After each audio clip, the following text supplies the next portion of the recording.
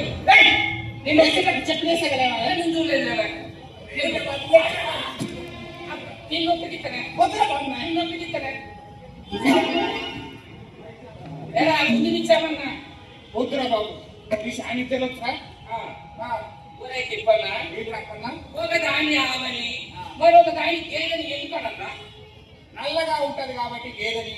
తెల్లగా ఉంటది కాబట్టి ఆవని అంటారా అబ్బో వీళ్ళు చాలా విషయాలు తెలుసు ఏమనుకున్నావు ఒరే తిప్పన్నా రాజుగారేమో నల్లగా ఉంటది దాని గేదని ఎందుకనన్నా అది రాజుగారి ఆవు కాబట్టి నల్లగా ఉన్నా అదే అంటారు అరే తిప్పన్నా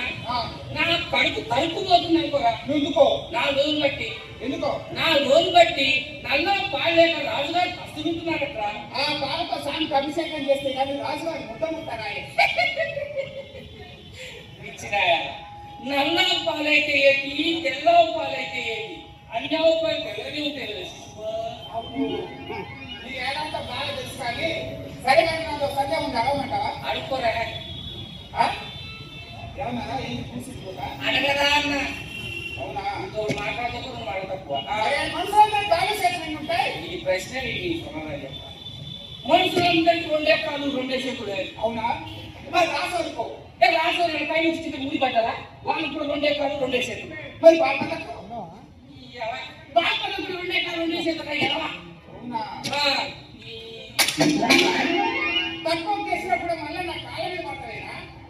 చెల్లి చేసినట్టే అమ్మా ఇప్పుడు చెప్పరా ఎన్ని కాళ్ళు చేతులు ఉన్నాయి ఎరగలేదు కనుక 2 ఎకరాలు 2 చేతులే కదా నీకు 2 కాళ్ళు 2 చేతులు అంత మాత్రం నువ్వు రాసోరు అయిపోవు నాకు 2 కాళ్ళు 2 చేతులు అంత మాత్రం నీ బామ్మని అయిపోవు అదే తిప్పనా వచ్చిన కాడి నుంచి నీ వ్యవహారం మొత్తం చూస్తున్నా అడ్డదిడ్డంగా మాట్లాడేందుకు నీ తండ్రి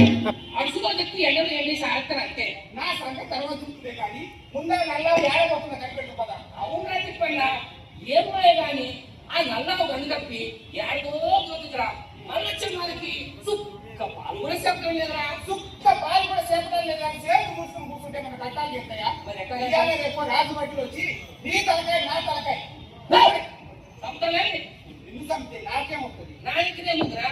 గుమ్మడికాయలు గోడ గుమ్మానికి ఏడాడుతారు మరి ఎట్టగంటావు ఇవాళ ఎట్టయినా సరే ఆ నల్లని ఏడబోతుందో ఎట్టబోతుందో అనే మొత్తం నేను పెట్టాలి మరి ఇక్కడి నుంచి